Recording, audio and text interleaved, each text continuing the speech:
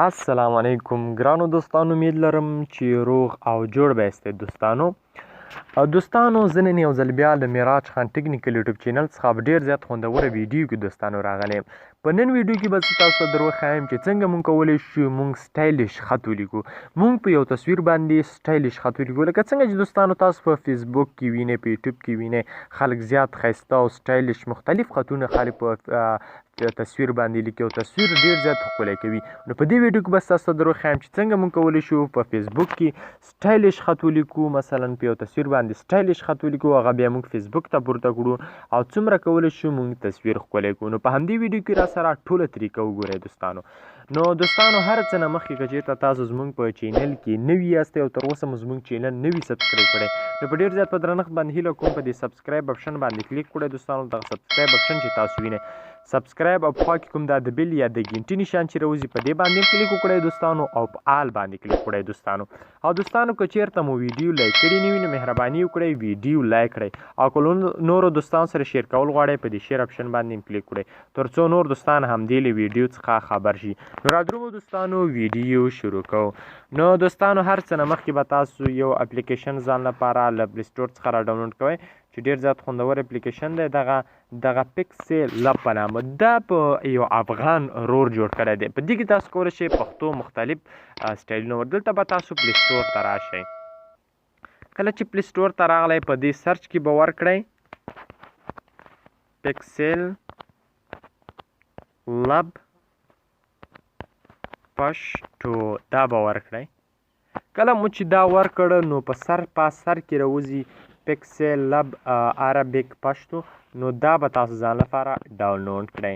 کله مو چې ډاونلوډ کو دا به اوپن کړئ. کله مو چې اوپن کړ ګورئ دوستانو ما دغه سټایلش خطونه پکې جوړ کړي، دا به زه لرې کړم، تاسو ته به نوي سټایلش خطونه پکې ولیکم. نو ګورئ تاسو ته یو سټایلش خط پکې لیکم. کله چې سټایلش خط لپاره را درومئ نو دلته دغه کونج کې دغه نشان چې دی په دې باندې به تاسو کلیک کوئ.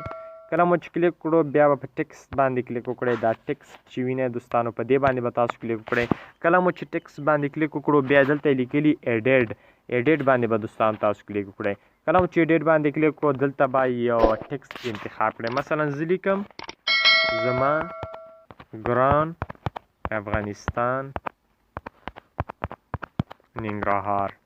ګورئ دوستانو زه اوس دا ډیزاین کوم او ښایسته شکل سره. ګورئ دوستانو دا به ښه داسې نږدې کړم، دې ته به یو سټایل ورکړم، یو دا ورکړم. اوس به راشو، تاسو به بره راشئ. کله چې بره راغلی دغه پوینټ په نامه چې هغه چې دی په دې باندې به تاسو کلیک کړئ. کله مو چې کلیک وکړو دوستانو په دې کې مختلف سټایلونه دې ته ورکولی شئ. مثلا دا سټایل مې ورکړو، اوس بل سټایل ورکوم. دوستانو مختلف سټایلونه ورکولی شئ.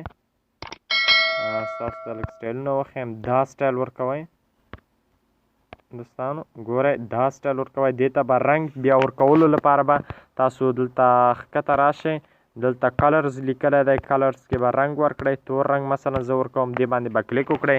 بیا راشئ مختلف سټایلونه په دې کې ګورئ دوستانو مختلف سټایلونه دي. هر یو سټایل چې تاسو خوښي نو په دې طریقې سره هغه سټایل تاسو کارولی شئ. مختلف سټایلونه دي دوستانو. مثلا دغه سټایل دی، ګورئ دوستانو څومره خوندور سټایلونه دي په دې اپلیکیشن کې. نو دا چې د یو افغان رور جوړ کړی دی او له دې اپلیکیشن څخه تاسو هم لازمي ګټه واخلئ او دا ځان لپاره انسټال کړئ. په دې کې کولی شئ مختلف ښایسته پوسټونه جوړ کړئ. مثلا دا شو، دا ګورئ دوستانو په ډېر ښایسته طریقې سره هر رقم ډیزاین تاسو کې کولی شئ دوستانو. زه اوس یو بل راخلم تر څو ستاسو لپاره دا راخلم. ګوره دې کې ښه غټ کولی شئ. نو یو بل راخلم او بس په دې طریقې سره تاسو کولی شئ چې مختلف سټایلش خطونه دوستانو تاسو ولیکئ. ګورئ دوستانو زه دا راخلم، ګورئ دا سټایلش مې پکې وکړو. نو په دې طریقې سره په دې اپ کې تاسو کولی شئ چې مختلف سټایلش خطونه ولیکئ. نو په دې هیله دوستانو دغه ویډیو مو خوښه شوي، که ویډیو مو خوښه شوي حتما در سره لایک او شیر کړئ. معراج خان ټکنیکل یوټیوب چینل هم در سره حتما سبسکرایب کړئ. مننه دوستانو، خوشحاله اوسئ.